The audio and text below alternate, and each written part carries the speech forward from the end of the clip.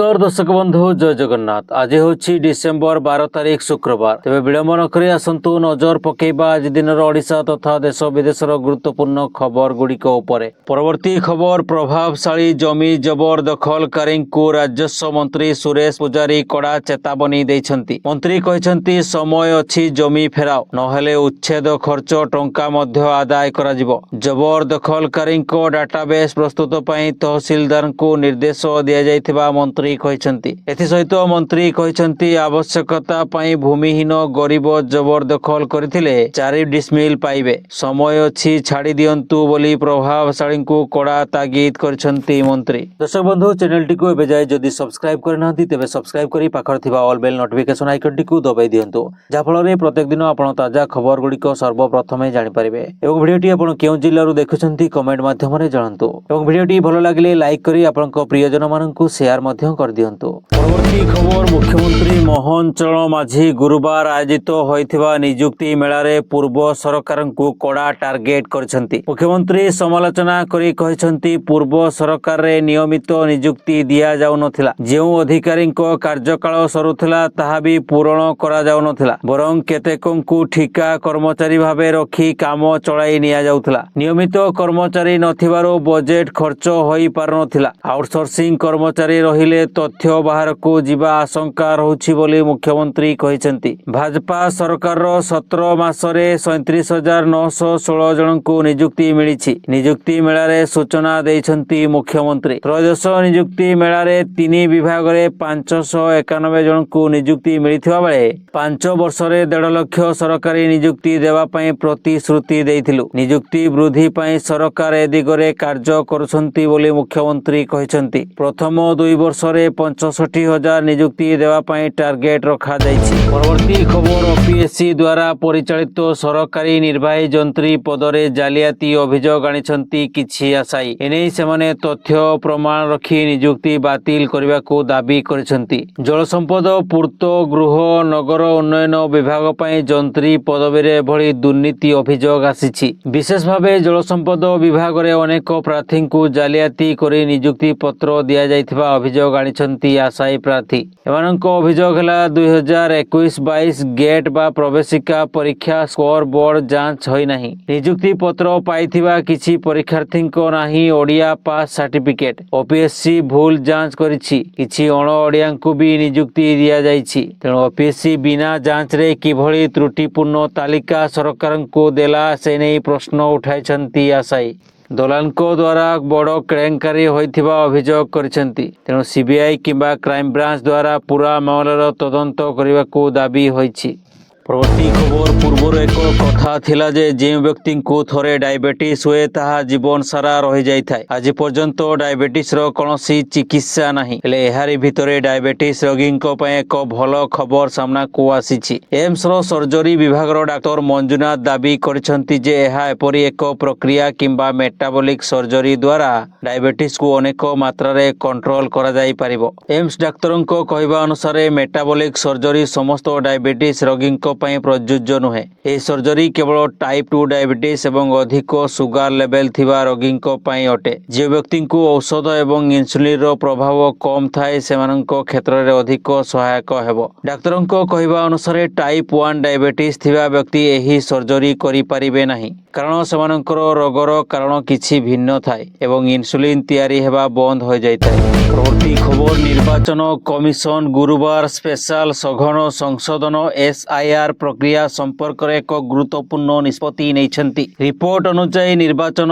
Commission 5टी राज्य एवं गोटिए केंद्र शासित अंचल रे एसआई रो समय सीमा वृद्धि करिसेंति। रिपोर्ट अनुसार उत्तर प्रदेश रे एसआईआर प्रक्रिया को डिसेंबर 26 पर्यंत वृद्धि करा जाइछि। मध्य प्रदेश, छत्तीसगढ़ एवं अंडमान एवं निकोबर द्वीपपुंज रे एही प्रक्रिया डिसेंबर 18 पर्यंत जारी रहिबो। तमिलनाडु एवं गुजरात रे डिसेंबर 14 पर्यंत ଫର୍ମ ପୂରଣ କରାଯିବ। କମିଶନ ବିଶ୍ୱାସ କହିଛନ୍ତି ଯେ ଅଧିକ ସଠିକ ଭୋଟର ତାଲିକା ସୁନିଶ୍ଚିତ କରିବା ଏକ ପ୍ରାଥମିକତା, ତେଣୁ ଅତିରିକ୍ତ ସମୟ ଆବଶ୍ୟକ ହୋଇପାରେ। ପରବର୍ତ୍ତୀ ଖବର, ବାଂଲାଦେଶର ତ୍ରୟୋଦଶ ସଂସଦୀୟ ନିର୍ବାଚନ ଆସନ୍ତା ଫେବୃଆରୀ 12 ତାରିଖରେ ଅନୁଷ୍ଠିତ ହେବ। ବାଂଲାଦେଶର ମୁଖ୍ୟ ନିର୍ବାଚନ କମିଶନର AMM ନାସିର ଉଦ୍ଦିନ ବର୍ତ୍ତମାନ ନିର୍ବାଚନ କାର୍ଯ୍ୟସୂଚୀ ଘୋଷଣା କରିଛନ୍ତି। 12 ଫେବୃଆରୀ ସକାଳ 7:30ରୁ ଅପରାହ୍ନ 4:30 ପର୍ଯ୍ୟନ୍ତ ମତଦାନ ହେବ।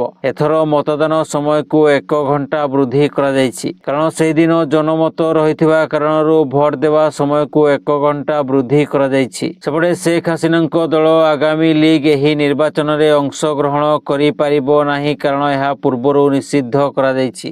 ପରବର୍ତ୍ତୀ ଖବର, ପଶ୍ଚିମବଙ୍ଗରେ ଭୋଟର ତାଲିକାର ସ୍ୱତନ୍ତ୍ର ଭୋଟର ସଂଶୋଧନ SIRକୁ ନେଇ ଚାଲିଥିବା ବିବାଦ ମଧ୍ୟରେ ତୃଣମୂଳ କଂଗ୍ରେସ ନେତ୍ରୀ ତଥା ମୁଖ୍ୟମନ୍ତ୍ରୀ ମମତା ବାନାର୍ଜୀ ଏକ କ୍ରିଷ୍ଣାନଗରର ରାଲିରେ ଉତ୍ତେଜକ ବକ୍ତବ୍ୟ ଦେଇଛନ୍ତି। ସେ ରାଜ୍ୟର ମହିଳାଙ୍କୁ ଚେତାବନୀ ଦେଇ କହିଛନ୍ତି ଯେ ଯଦି SIR ସମୀକ୍ଷା ସମୟରେ ସେମାନଙ୍କ ନାମ ଭୋଟର ତାଲିକାରୁ କଟିଯାଏ, ତେବେ ସେମାନେ ରୋଷେଇ ଉପକରଣ ସହିତ ପ୍ରସ୍ତୁତ ରହିବା ଉଚିତ। ସେ କହିଛନ୍ତି ଯେ ମହିଳାମାନେ ଆଗରେ ରହି ଲଢ଼ିବେ ଏବଂ ପୁରୁଷମାନେ ସେମାନଙ୍କ ପଛରେ ରହିବେ। ମୁଖ୍ୟମନ୍ତ୍ରୀ ମମତା ବାନାର୍ଜୀ ମହିଳାଙ୍କୁ ସେମାନଙ୍କ ଅଧିକାର ରକ୍ଷା ପାଇଁ ଆହ୍ୱାନ କରିଛନ୍ତି ଏବଂ SIR ନାମରେ କୌଣସି ପ୍ରକାର ଅଧିକାର ଛଡ଼ାଇ ନେବାକୁ ଦେବେ ନାହିଁ ବୋଲି କହିଛନ୍ତି। ସେ ସୀମାନ୍ତ ଅଞ୍ଚଳରେ ଲୋକଙ୍କୁ ଏକ ବିଶେଷ ଅନୁରୋଧ କରିଛନ୍ତି ଯେ PSF ପୋଷ୍ଟ ନିକଟକୁ ଆଦୌ ଯାଆନ୍ତୁ ନାହିଁ। ପରବର୍ତ୍ତୀ ଖବର, ଆମେରିକାର ଅନ୍ତରୀକ୍ଷ ସଂସ୍ଥା ନାସା ମଙ୍ଗଳ ଗ୍ରହରୁ କିଛି ବିଚଳିତକର ଖବର ସାମ୍ନାକୁ ଆସିଛି। ଗତ 11 ବର୍ଷ ଧରି ଲାଲ ଗ୍ରହ ଉପରେ ନଜର ରଖିଥିବା ନାସାର ଏକ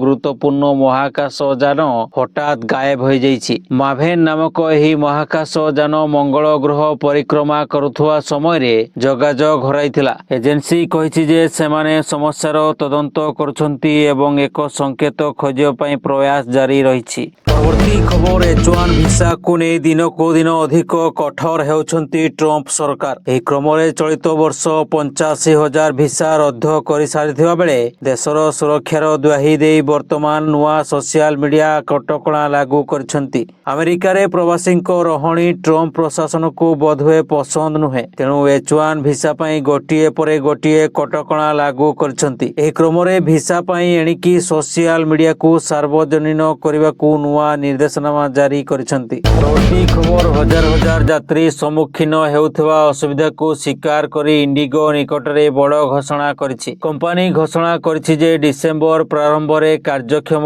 ବାଧା ଯୋଗୁଁ ଯେଉଁ ଯାତ୍ରୀମାନଙ୍କର ଯାତ୍ରା ଗୁରୁତର ଭାବରେ ପ୍ରଭାବିତ ହୋଇଥିଲା, ସେମାନଙ୍କୁ 10,000 ମୂଲ୍ୟର ଏକ ଯାତ୍ରା ଭାଉଚର ମିଳିବ।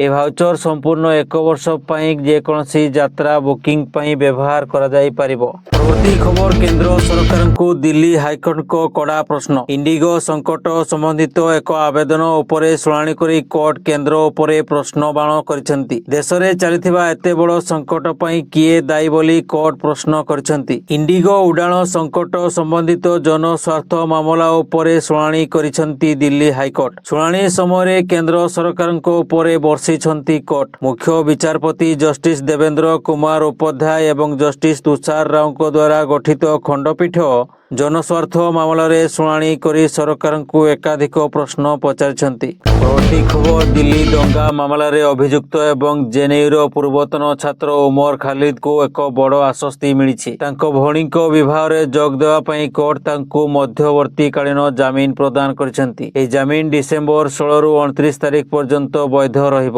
ଜାମିନ ପ୍ରଦାନ କରିବା ସମୟରେ କୋର୍ଟ କିଛି ସର୍ତ୍ତ ମଧ୍ୟ ଲଗାଇଛନ୍ତି। କୋର୍ଟ ସର୍ତ୍ତ ରଖିଛନ୍ତି ଯେ ଉମର ଏହି ସମୟ ମଧ୍ୟରେ ସୋସିଆଲ ମିଡିଆ ବ୍ୟବହାର କରିପାରିବେ ନାହିଁ ଏବଂ କେବଳ ପରିବାରର ସଦସ୍ୟ, ସମ୍ପର୍କୀୟ ଏବଂ ବନ୍ଧୁମାନଙ୍କ ସହିତ ସାକ୍ଷାତ କରିପାରିବେ। ଜାମିନ ପ୍ରଦାନ କରି କୋର୍ଟ କହିଛନ୍ତି ବିବାହ ଆବେଦନକାରୀଙ୍କ ଜୈବିକ ଭଉଣୀଙ୍କ ସହିତ ହୋଇଥିବାରୁ ଆବେଦନକୁ ଅନୁମତି ଦିଆଯାଉଛି।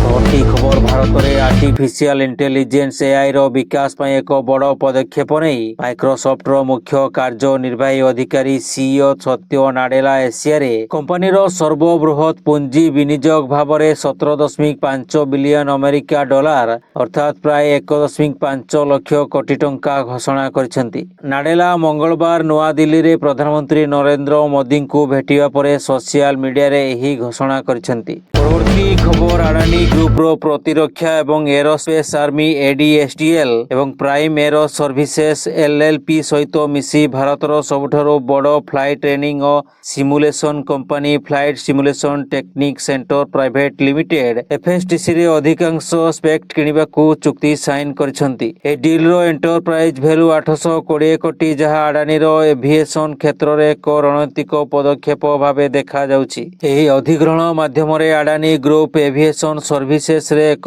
ସମ୍ପୂର୍ଣ୍ଣ ଇଣ୍ଟିଗ୍ରେଟେଡ୍ ପ୍ଲାଟଫର୍ମ ଗଢ଼ିବାକୁ ପ୍ରସ୍ତୁତ ହେଉଛି, ଯେଉଁଥିରେ MROରୁ ଆରମ୍ଭ କରି ଫ୍ଲାଇଟ୍ ଟ୍ରେନିଂ ଏବଂ ସିମୁଲେସନ୍ ପର୍ଯ୍ୟନ୍ତ ସିଭିଲ୍ ଏବଂ ରକ୍ଷା କ୍ଷେତ୍ରରେ ସେବା ପ୍ରଦାନ କରାଯିବ। ଦର୍ଶକ ବନ୍ଧୁ, ଖବରଗୁଡ଼ିକୁ ଆପଣ ଶେଷ ପର୍ଯ୍ୟନ୍ତ ଦେଖିଥିବାରୁ ଆପଣଙ୍କୁ ଅଶେଷ ଧନ୍ୟବାଦ। ପୁଣି ଆସନ୍ତାକାଲି ନୂଆ ଖବର ନେଇ ଆପଣଙ୍କ ପାଖରେ ପହଞ୍ଚିବୁ। ସେତେବେଳେ ପର୍ଯ୍ୟନ୍ତ ବିଦାୟ ଦିଅନ୍ତୁ। ଧନ୍ୟବାଦ।